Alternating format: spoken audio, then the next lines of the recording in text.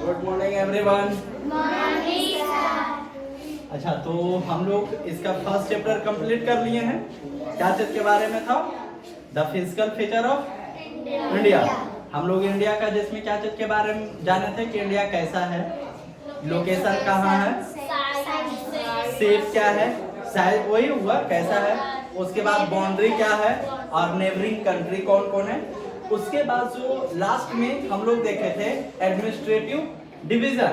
Administrative division में हम लोग देखे थे इंडिया को 8 स्टेट और क्या 28 स्टेट और 8 यूनियन टेरिटरी में डिवाइड किया गया।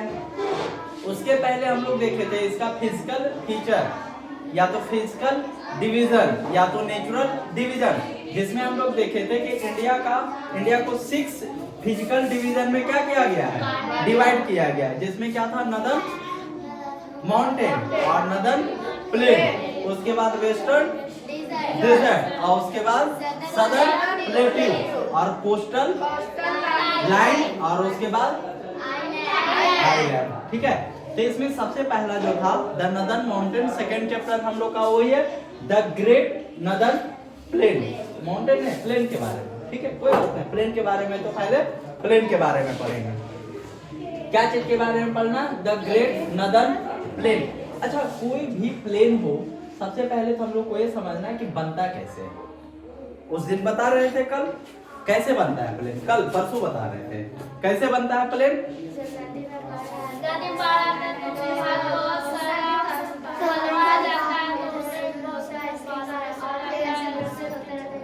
चलो याद है ना, तुमको याद है?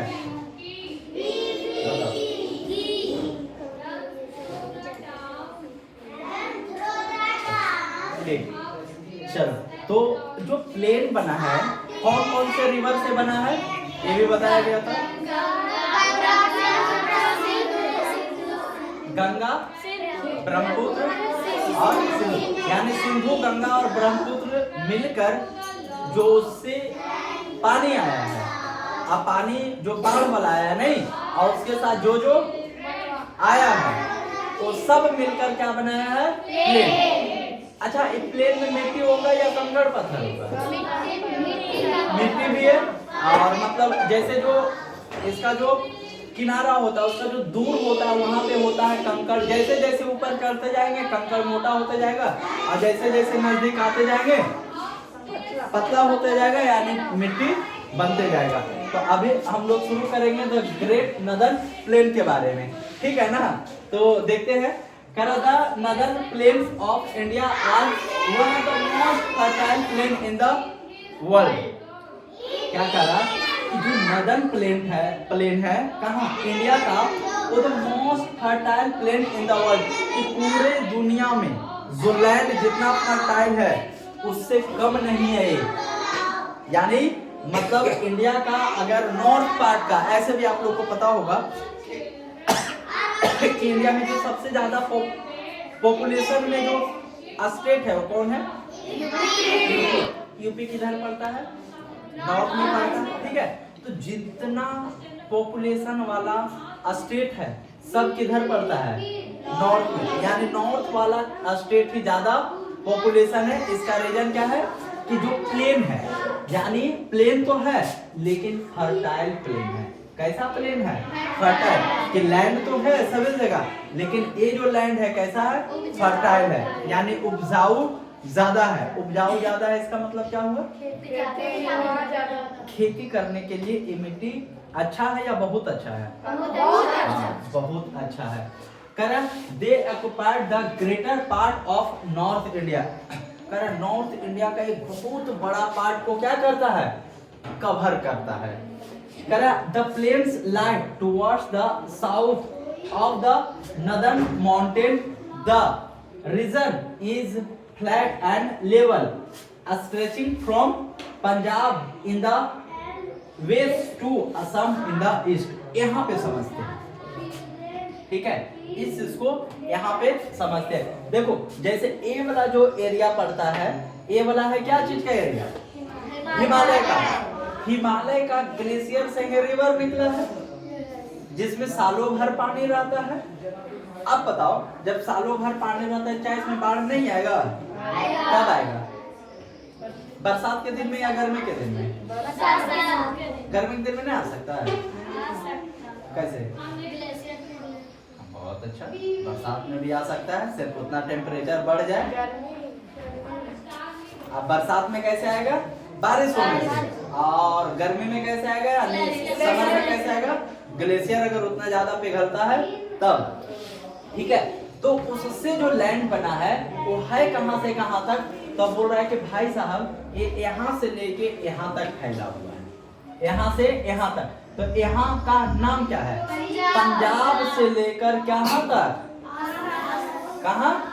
असम तक। अच्छा, आपसे अगर पूछा जाए कि क्या ये जो नदन प्लेन है इसका क्या गुजरात और राजस्थान में पार्ट है? तो है, मतलब एक नैरो पाथ है जो गुजरात में भी और राजस्थान में भी पड़ता है। ठीक है ना?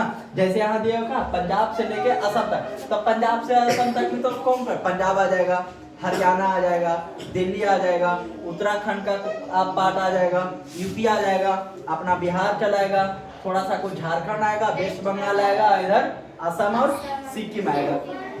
ये सब आएगा ना, ये सब लिखा हुआ होगा, बट ऐसे ही हम लोग थोड़ा सा एक्स्ट्रा जानकारी पहले कर ले रहे हैं। लेकिन जो मोस्ट इंपोर्टेंट पार्ट कि क्या नदन प्लेन है उसका कुछ पार्ट राजस्थान और गुजरात को कवर करता है? तो करता है। क्या आंसर होगा? यस, करता है। Correct. Many rivers originating in the Himalayas mountain flow through the northern plain. कह रहा है जो हिमालय माउंटेन है, इससे बहुत सारा रिवर है, वो क्या करता है? निकला हुआ है और बहता है, यानी आगे बढ़ रहा है। किसके माध्यम से? ये जो नदन प्लेन है उसी से। कह रहा है this reverse carry water through out the air. कह रहा है ये जो रिवर है ना, इसमें कभी भी पानी नहीं खत्म होता है, यानी पानी कभी भी सूखता नहीं है, हमेशा पानी इस रिवर में रहता है। कौन से रिवर में? River that is originated from Himalaya. जो नदी हिमालय से निकला हुआ है उसमें, ठीक है ना, सालों भर पानी रहता है। ठीक है, तो जो हिमालय रेंज है इससे बहुत सारा रिवर क्या है? निकली हुई है। अच्छा, ये जो रिवर है सालों भर इसमें पानी रहता? रीजन क्योंकि हिमालय से निकला है, ये बात नहीं। हिमालय में जो ग्लेशियर है उससे निकला हुआ है, और ग्लेशियर क्या है? बर्फ है, और वो हमेशा उसमें क्या होता है कि मतलब पानी निकलते रहता है, यानी पिघलते रहता है, जिसके कारण से।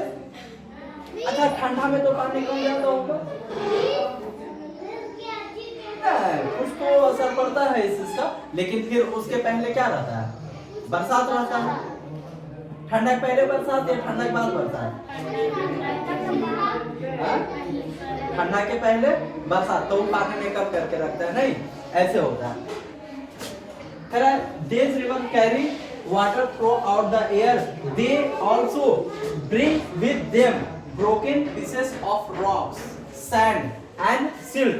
कह रहा है देखो पानी आता है तो पानी अकेले आएगा नहीं ना, ये अपने साथ कुछ कुछ चीजों को लेकर आता है। तो क्या क्या लेके आता है?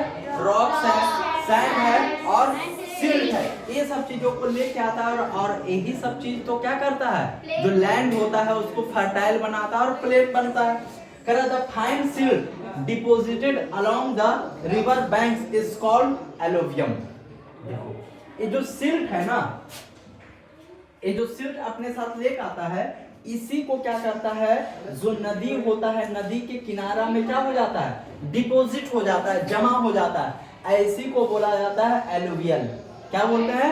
एलुवियल। एलुवियल सॉइल बोल दो या एलुवियल बोलो, कोई दिक्कत नहीं है। कह रहा alluvial soil is very good for crops. अब ये जो नदी के किनारे में ये सब जमा होता है, इसी को क्या बोलते हैं? एलुवियल। यानी जो सिल्ट जमा होता है उसे सिल्ट को क्या बोलते हैं? एलुवियल।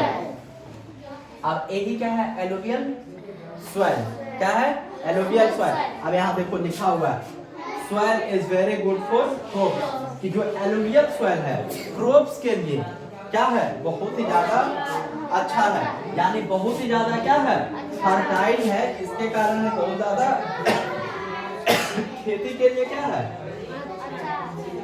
अच्छा है।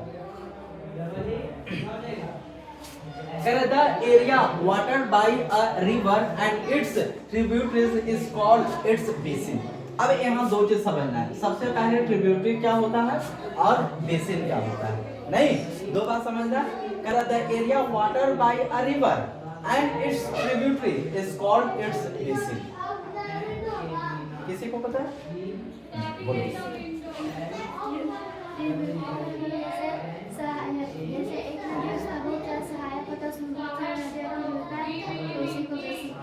ठीक है, देखो सबसे पहले ट्रिब्यूटरी क्या होता है कि जैसे मान के रखो ये रिवर है जिसका नाम है, चलो ठीक है, मान रखे इस रिवर का क्या नाम है, गंगा। अब इसमें कोई रिवर आके मिला है जिसका क्या नाम है, मान के रखो क्या मिल गया है, चलो ठीक है, इसमें एक रिवर है जो आकर मिल गया, इसका नाम है गंडक। क्या है, गंडक। अब देखो ये जो रिवर गंगा है, इसमें जो गंडक आकर मिली है, तो इसको क्या बोलेंगे, ट्रिब्यूटरी। क्या बोलेंगे, ट्रिब्यूटरी। और ये दोनों के बीच का जो एरिया है, इसी को क्या बोलेंगे, एक तरीके से बेसिन। और ये एरिया बहुत ही ज्यादा क्या होता है, फर्टाइल होता है। जैसे आप लोग को पता होगा, पहले पढ़े होंगे कि जो सिंधु का ट्रिब्यूटरी है, झेलम, चिनाब, रावी, सतलज, ब्यास, है ना, ये सबका क्या बनता है, बेसिन बनता है। नहीं, और वो बहुत ही ज्यादा क्या है, फर्टाइल है। रीजन कि जैसे जो बाढ़ आता है, यानी जब फ्लड आता है, तो इधर से भी डिपॉजिट जमा होता है सिल्ट, और इधर से भी होता है, तो ये पूरा का पूरा लैंड क्या हो जाता है, प्लेन हो जाता है। अब प्लेन होता है तो फिर सिल्ट जमा होता है, जिसके कारण प्लेन होता है। और सिल्ट ही क्या है, एलुवियल सॉइल है। एलुवियल सॉइल ही सबसे ज्यादा क्या है, फर्टाइल है, उपजाऊ है। Any problem? चलो, तो ये दोनों चीज समझ में आ गया। ट्रिब्यूटरी क्या होता है कि कोई रिवर है, उसमें कोई छोटा रिवर आकर मिल गया, उसी को क्या बोलते हैं।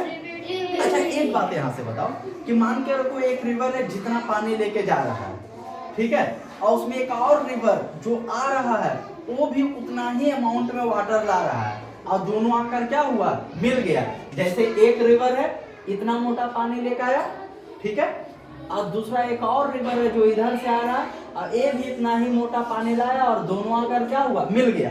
अब मिलने से यहाँ तो पानी और मोटा हो जाएगा, मतलब ज्यादा हो जाएगा। तो इस रिवर का फिर क्या नाम देंगे, या ये दोनों में से क्या नाम देंगे, या क्या होगा कंडीशन कि जैसे ये रिवर था, इसका ट्रिब्यूटरी बना, अब यहाँ से वाटर क्या हो गया, ज्यादा हो गया, तब क्या होगा,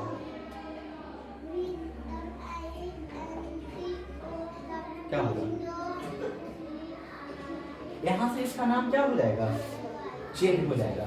इस रिवर का नाम ही चेंज हो जाएगा। यही कंडीशन है किसके साथ, गंगा रिवर के साथ। क्या गंगा हिमालय से निकली है, यस। अच्छा, तुम क्लास कर, गंगा हिमालय से निकली है, नहीं, गंगा निकली नहीं है, गंगा बनी है। तो अलग अलग नदियों के मिलने से यही ना हुआ है। हाँ, तो यही एक कंडीशन था जो मतलब जानना था।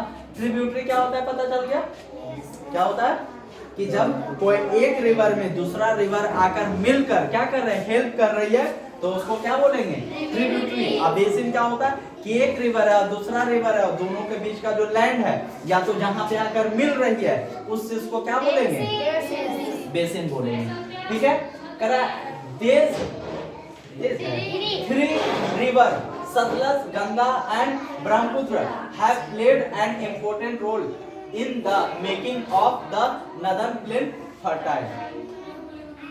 देखो कह रहा है कि थ्री रिवर, सतलज की जगह आप सिंधु भी बोल सकते हैं, कोई दिक्कत वाला बात नहीं है। सिंधु या तो सतलज हो गया, गंगा हो गया और ब्रह्मपुत्र हो गया। सिंधु को इसलिए ऐड यहाँ पे नहीं किया गया क्योंकि सिंधु बहुत ऊपर से जाता है और फिर कहाँ चल जाता है, पाकिस्तान में। ठीक है, और उसके बाद इंडिया का झेलम, चिनाब, रावी, सतलज, ब्यास सब जाकर कहाँ मिलता है, सिंधु में। इसलिए अब सतलज कहाँ है, मतलब चीन से तिब्बत के साइड से निकला है और अपना हिमाचल प्रदेश से होके कहाँ गया है, पंजाब होते हुए फिर ये भी कहाँ जाकर मिल गई है, सिंधु में। ठीक है, तो कह रहा है सिंधु के जगह सतलज, गंगा और Brahmaputra have played an important role in the making of the northern plain fertile। कह रहा है जिसके बारे में अभी हम लोग पढ़ रहे हैं, नदन प्लेन की बहुत ही फर्टाइल है। इसमें 3 रिवर है जिसका मेन रोल है, वो कौन कौन है? सतलज है, गंगा है और ब्रह्मपुत्र है। अच्छा अभी गंगा और सतलज तो देख रहा है, ब्रह्मपुत्र किधर से आया हुआ है? तो ब्रह्मपुत्र अरुणाचल प्रदेश साइड से, ठीक है ना? किधर से? अरुणाचल प्रदेश। इसलिए तो असम वाला एरिया भी फर्टाइल है, क्योंकि गंगा रिवर तो असम में नहीं जाती है, गंगा रिवर तो असम में नहीं जाती है ना। तो क्या होता कि जो उधर से ब्रह्मपुत्र रिवर आया है उससे फर्टाइल है। कौन? असम वाला रीजन। समझ में आ रहा है? तो कितने रिवर इंपॉर्टेंट प्ले कर रहे हैं रोल? 3। कौन कौन है? सतलज, गंगा एंड ब्रह्मपुत्र। कह रहा है these rivers make 3 basin। अब ये जो रिवर है क्या करता है? 3 बेसिन बनाता है। These are given below the Sutlej river basin, Ganga river basin and Brahmaputra river basin. तो अब ये जो जैसे देखो ऐसे समझते हैं कि सतलज और गंगा मिलके एक बेसिन बनाएगा, और गंगा और जो इसका ट्रिब्यूटरी है वो मिलके एक बेसिन बनाएगा, और ब्रह्मपुत्र और इसका ट्रिब्यूटरी मिलाकर एक बेसिन बनेगा। तो जिसमें बेसिन क्या होता है? एक फर्टाइल एरिया होता है, अभी समझाया गया। जिसमें सबसे पहले जानना है द सतलज रिवर बेसिन के बारे में। अब जो सतलज रिवर बेसिन होगा, सतलज के पास और रिवर मिलेगी तब ना बेसिन बनेगा। तो कौन कौन रिवर क्या होगा नहीं होगा इस बारे में हम लोग समझते हैं। कह रहा था Sutlej river basin, the river Beas. क्या लिखा हुआ? ब्यास। द रिवर ब्यास दिख रहा है? हाँ ठीक है। The river Beas is the main tributary of the river Sutlej. ठीक है, अगर आपसे पूछा जाता है the main tributary of Sutlej river is ... क्या बोलोगे? ब्यास। यानी सतलज का जो सबसे मेन ट्रिब्यूटरी रिवर है उसका क्या नाम है? ब्यास रिवर। कह both the river join the river Indus in Pakistan. अब कह रहा है सतलज और ब्यास, ये तो सतलज तो ब्यास में ही मिल जाता, सॉरी ब्यास जो है सतलज में मिल जाता है, और सतलज आगे जाकर किस में मिल जाता है? इंडस रिवर में, जो कहाँ पड़ता है? पाकिस्तान में। अभी कुछ देर पहले आपको बताए थे ये बात। कह Punjab and Haryana get the most benefit from the Sutlej the Bhakra. Sutlej river होगा यहाँ पे कर दिया है, ठीक है। तो क्या कह रहा है कि जो पंजाब और हरियाणा, देखो सतलज रिवर निकला कहाँ से है अभी बताएं, मतलब तिब्बत के साइड से आया है, हिमाचल प्रदेश से इंटर लिया है कहाँ? अपना इंडिया में, ठीक है। और हिमाचल प्रदेश होते हुए हिमाचल प्रदेश से ही निकली है कौन? ब्यास। और फिर आगे जाकर क्या हुआ? सतलज में ब्यास मिल गया, और उसी को फिर आगे बढ़ गया पंजाब हरियाणा होते हुए, फिर कहाँ चल गया? पाकिस्तान में ब्रह्मपुत्र रिवर में मिल गया। ये तो हो गया मिलने का बात। लेकिन कह रहा अब देखो जो रिवर होता है ना, रिवर को पानी को स्टोर किया जाता है। क्यों स्टोर किया जाता है? मल्टीपर्पस प्रोजेक्ट के लिए, यानी अलग अलग काम के लिए। जैसे मान के रखो कि अपना जो हरदिया डैम है उसमें पानी क्यों स्टोर किया गया? ट्रांसपोर्टेशन के लिए, फिशिंग के लिए। अभी क्या हो रहा है? सोलर प्लांट का मान के रखो प्रोजेक्ट है। आने वाले समय में जैसे बात हो रहा है कि न्यूक्लियर प्लांट आएगा, तो ये सब क्या है? एक प्रोजेक्ट है, ताकि पानी का अच्छे तरीके से क्या कर सके? यूटिलाइज कर सके। तो इसलिए जो सतलज रिवर है उस पे भाखड़ा डैम बनाया गया है। कौन सा dam? Bhakra dam has been built across the Sutlej river. तो आपसे अगर पूछा जाता है कि भाखड़ा डैम कौन से रिवर पे बनाया गया है? यहाँ पे और बहुत सारा रिवर भी और बहुत सारा डैम भी है, तो उसका टेंशन नहीं लेना है। अभी जो है उसके बारे में पहले समझेंगे। सतलज रिवर पे कौन सा डैम है? भाखड़ा और एक नांगल, 2 डैम है, ठीक है। एक भाखड़ा और एक नांगल। यहाँ भाखड़ा कर the 5 main tributaries of the river Sutlej are Sutlej, Beas, Ravi, Chenab and Jhelum. कर the 5 main tributary of the river Sutlej are Sutlej जो है मतलब 5 इसका क्या है? ट्रिब्यूटरी जो सब जाकर किसमें मिल रहा है? सिंधु में। वो कौन कौन है? सतलज, ब्यास, रावी, चिनाब एंड झेलम। यानी झेलम, चिनाब, रावी, सतलज, ब्यास, ये 5 रिवर है जो क्या है? ट्रिब्यूटरी है। किसका? इंडस में सब जाकर मिल रहा है। कह रहा है they flow through the Punjab, the word Punjab means the land of 5 rivers. कह रहा है कि जो पंजाब वर्ड है ये मिलकर बना है किससे? 5 रिवर। वो कौन कौन है? झेलम, चिनाब, रावी, सतलज, ब्यास। लेकिन ये बात अब सच नहीं, ये बात अब सच नहीं है। कैसे? मैं कहूँगा। देखो अपना जो पंजाब है कहीं दिख रहा है आप लोग को? कहाँ है? ये गुजरात है, ये पंजाब वाला एरिया है, ठीक है? ये पंजाब वाला एरिया है। तो झेलम, चिनाब, रावी, ये 3 जो रिवर है, पहले एक्चुअली ये पूरा का पूरा एरिया पंजाब था। ये वाला और ये वाला भी पंजाब था। पंजाब को वहां पे अलग नाम है, पंजाब ही है, ठीक है ना? तो पहले पंजाब इधर भी था और पंजाब इधर भी था। तब ये 5 नदी मिलता था, जिसके कारण इसको क्या बोला जाता था? 5 रिवर। तब 5 नदियों का संगम यानी पंजाब। 5 नदी कौन कौन था? कौन कौन था? हाँ, झेलम, चिनाब, रावी, सतलज, ब्यास। कौन कौन था 5 रिवर?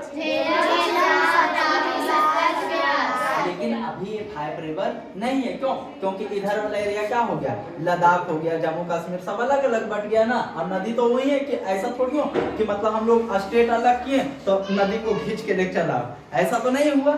तो अब पंजाब में 5 नदी नहीं आता है, ठीक है? एक एक्स्ट्रा जानकारी था जो आपको पता होना चाहिए था। तो पंजाब को 5 नदियों का संगम क्यों कहा जाता है? क्योंकि 5 नदी है, इसलिए 5 नदियों का संगम कहा जाता है। कौन कौन है 5 रिवर हो? बताओ जी। हाँ, 5 रिवर हो कौन कौन है? कौन कौन है 5 रिवर? कौन कौन है 5 रिवर? कौन कौन है? कौन कौन है बच्चों? बैठो। कौन कौन है? झेलम, चिनाब, रावी, सतलज, ब्यास। इतना तो बोल रहे हैं, कई बार बोले हैं। झेलम, चिनाब, रावी, सतलज और ब्यास, ये 5 रिवर है। और 5 रिवर मिलकर क्या बना था? पंजाब, ठीक है? अब आगे समझते हैं। हम लोग पढ़ किसके बारे में रहे हैं? सतलज रिवर बेसिन के बारे में। Correct. Major part of the Sutlej basin is located in Pakistan. कह रहा है जो सतलज रिवर का मेजर यानी एक बड़ा पार्ट है वो जो कहाँ है? पाकिस्तान में। कहाँ है? पाकिस्तान में। अच्छा, अभी जो झेलम, चिनाब, रावी, सतलज, ब्यास बता रहे हैं तो सब रिवर तो ऐसे हैं कि जैसे झेलम, चिनाब, रावी, सतलज, ब्यास इस तरीके से है। तो देखो झेलम और चिनाब मिलकर यहाँ बेसिन बना रहा है। झेलम, चिनाब, रावी और चिनाब और रावी मिलके भी यहाँ एक बेसिन बना रहा है। झेलम, चिनाब, रावी, सतलज, तो रावी और सतलज मिलके भी एक बेसिन बना रहा है और सतलज और ब्यास मिलके एक बेसिन बना रहा है। बन रहा है ना? तो ये सब बेसिन का क्या नाम है आपको पता करना है। इसको बेसिन भी बोलते हो, द्वाब भी बोला जाता है। क्या बोलते हैं? द्वाब यानी दो। आब मीन्स क्या होता है? पानी। हिंदी में बोलते हैं 2 आब। आब मीन्स क्या होता है? पानी। और 2 मीन्स 2 यानी 2 पानी। तो झेलम और चिनाब एक पानी, झेलम, चिनाब, रावी, चिनाब और रावी ये 2 पानी। तो अलग अलग 2 पानी मिलके क्या बनता है? इसको क्या बोलते हैं? द्वाब बोला जाता है। कोई दिक्कत? आगे कर चलते हैं। तो कह रहा है सतलज बेसिन का जो मोस्ट पार्ट है, वो मेजर पार्ट है, वो कहाँ दिखता है आपको? पाकिस्तान में। The river Sutlej following through a large area falls into the Arabian sea. कह रहा है कि जो सतलज रिवर जो फॉलो करता है मतलब बनता है उसका लार्ज एरिया वो कहाँ जाकर गिरता है? सिंपल सा बात है, अरेबियन सी में। मतलब इधर वाला जो भी रिवर है सब कहाँ जाकर गिर रहा है? अरेबियन। नॉट एट ऑल, सब नहीं। जैसे माही हो गया, तापी हो गया, ये सब भी जाकर अरेबियन सी में। लेकिन इधर से निकलने वाले बहुत सारा रिवर है जो कहाँ जाकर गिरते हैं? बे ऑफ बंगाल में, ठीक है? तो वो अलग बात हो गया, अभी हम लोग उसको बाद में देखेंगे।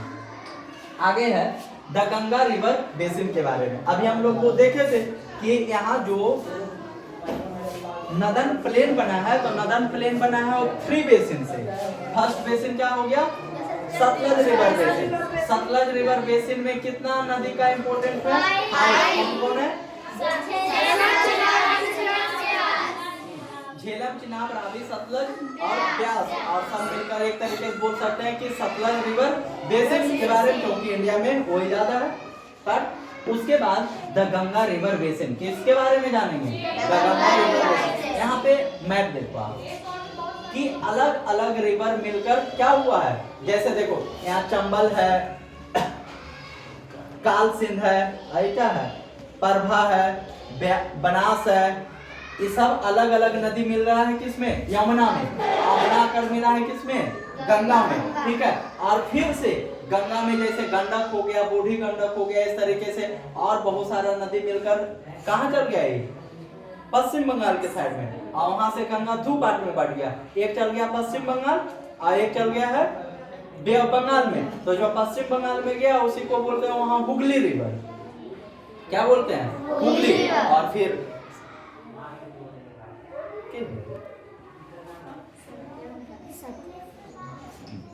बड़ी पैर चलते रहता है बाबू।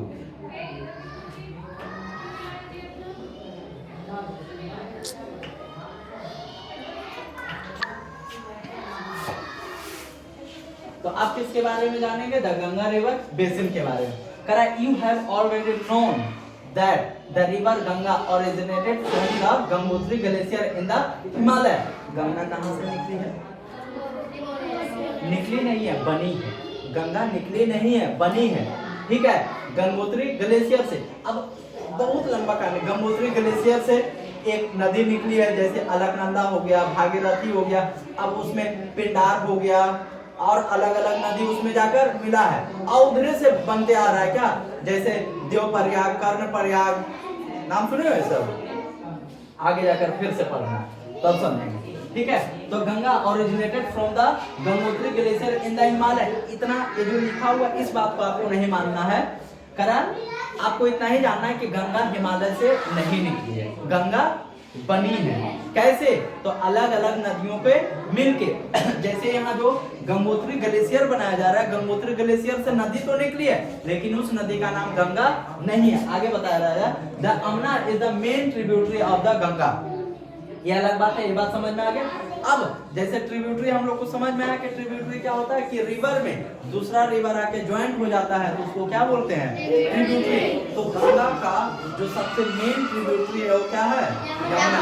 और यमुना भी हिमालय के ही कोई ग्लेशियर से निकली है। The Yamuna meets the Ganga near Alaknanda. Allahabad. अच्छा ठीक है, इलाहाबाद। यमुना जो है गंगा में कहाँ आकर मिलती है? इलाहाबाद। आपको ये बात याद रखना है कि गंगा में यमुना कहाँ आकर मिली है? इलाहाबाद में। और उस जगह को क्या बोलते हैं?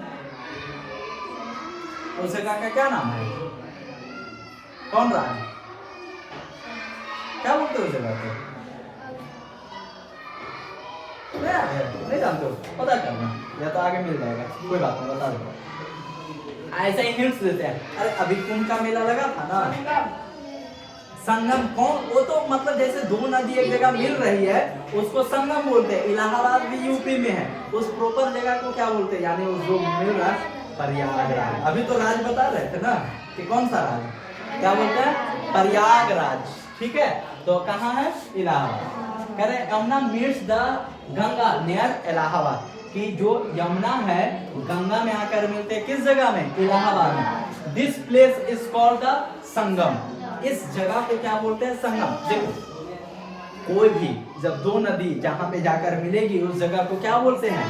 Sangam. Kumbh Mela is held at Allahabad and Haridwar after every 12 years। कह रहा है कुंभ का जो मेला है ना, कहते हैं फिल्म में देखे होंगे आप लोग कि कुंभ का मेला में उसका भाई भुला गया, अगला कुंभ का मेला फिर लगा तो मिला। तो कितना साल बाद? 12 साल बाद। पहले का मूवी में बात बोला जाता था। तो कहा है कि कुंभ मेला जो है कितना साल में लगता है? 12 साल में लगता है। कितना साल में लगता है? 12 साल में। कहाँ कहाँ लगता है? यहाँ पे 2 दिया हुआ है, तो आप 2 जानो, उज्जैन सबको छोड़ दो। कहाँ कहाँ है? इलाहाबाद और हरिद्वार। आफ्टर एवरी 12 years, हर 12 साल में लगता है। कहाँ? इलाहाबाद में और हरिद्वार में। तो 4-4 साल का चलता है, 4-8 मतलब 3-3 जगह चलता है, तो 3 चौक 12 ऐसे कर करके होता है। The Ganga along with its tributaries follows through the northern plain। कह रहा है द गंगा और इसका जो ट्रिब्यूटरी है ये भी कहाँ पे बहती है, नदर्न प्लेन में। और यही तो सबसे इम्पोर्टेंट रोल प्ले कर रहे हैं ना इसको फर्टाइल बनाने में, किसको, नदर्न साइड को। कह रहा the Ganga is a Holi river of India. कह रहा जो गंगा है भारत का एक पवित्र नदी है, भारत का सबसे लंबी नदी है और भारत का सबसे बड़ी नदी है। कितना बात हो गया, biggest river of India, longest river of India, holy river of India. Why, Ganga को पवित्र नदी क्यों बोला जाता है और नदी को क्यों नहीं? क्या होता है, अस्थि विसर्जन होता है। क्यों बोलते हैं, अस्थियां मिलाई गई है। किसका अस्थि, पितृपक्ष में लगा रहे बात कर रहे थे। चलो ठीक है, सोचना कि गंगा को क्यों होली रिवर बोला जाता है, ठीक है ना, गंगा को क्यों होली रिवर बोला जाता है। Correct, it follows a very swiftly in the mountain and under the plains and river। कहा है जो गंगा उधर से आई है ना, माउंटेन से आई है, जैसे हिमालय माउंटेन है, उत्तराखंड माउंटेन है, उधर से निकलते हुए आई है और हरिद्वार में आकर मतलब क्या हुआ, एक प्लेन, मतलब वहां से फिर मतलब उधर से पहाड़ पर्वत से आई है और फिर इधर से क्या हो गया, प्लेन में बहते हुए जा रही है। The river Ghaghara, Gomti, Gandak and Kosi come from the Himalayas and join the Ganga. कह रहा है कि देखो अभी जैसे बताया कि गंगा से बहुत सारा रिवर निकला है, पिछला चैप्टर में भी जाने, तो यहाँ कह रहा है कि जैसे घाघरा हो गया, गोमती हो गया, गंडक हो गया, कोसी हो गया, ये सब हिमालय से निकली है, लेकिन और सब आकर किस में ज्वाइन हो जाती है, गंगा रिवर में। तो अगर आपसे पूछा जाए कि गंगा से हिमालय से निकलने वाली 5-7 नदी का नाम बताने के लिए बता दोगे, बताओ तो।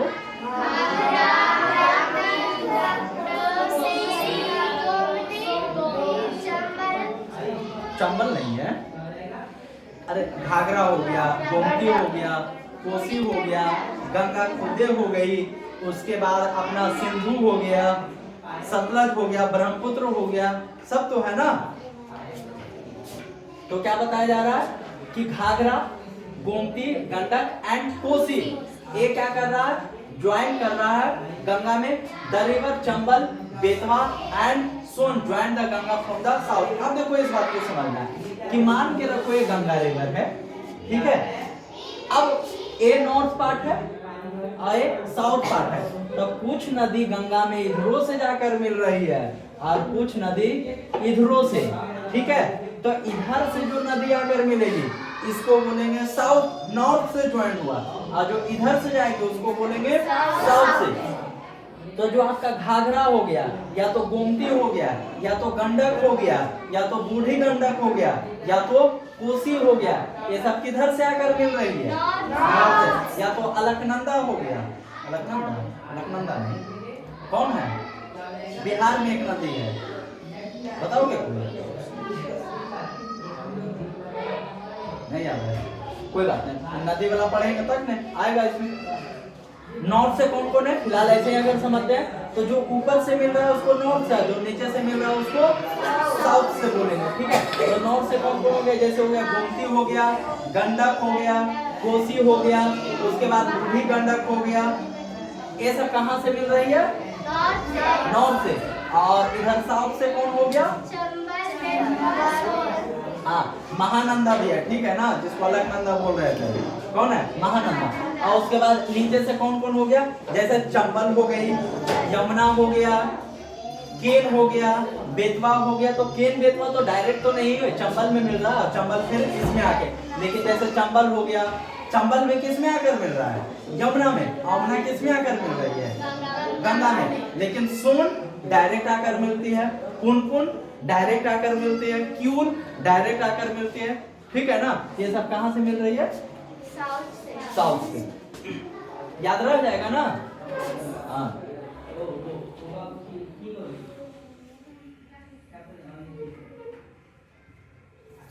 अगला कह रहा in this plain the Ganga flows through Uttarakhand, Uttar Pradesh, Bihar, West Bengal in the Jharkhand छोड़ दिया, झारखंड भी है। कह रहा कि ये जो this plain the Ganga flow through, ये जो प्लेन है तो गंगा मतलब सिंपल जानना है कि कहाँ कहाँ से बह रही है। तो उत्तराखंड हो गया, उसके बाद उत्तर प्रदेश हो गया, बिहार हो गया, झारखंड हो गया और वेस्ट बंगाल हो गया। कह रहा in West Bengal the main river split into 2 main branches. अभी बताए थे कुछ देर पहले कि जो गंगा रिवर है वेस्ट बंगाल में जाकर मतलब जो मेन है वो 2 पार्ट में बट जाती है। कह रहा 1 ब्रांच इंटर बांग्लादेश, एक जो ब्रांच है उसका कहाँ चल जाती है? बांग्लादेश। तो बांग्लादेश कहाँ?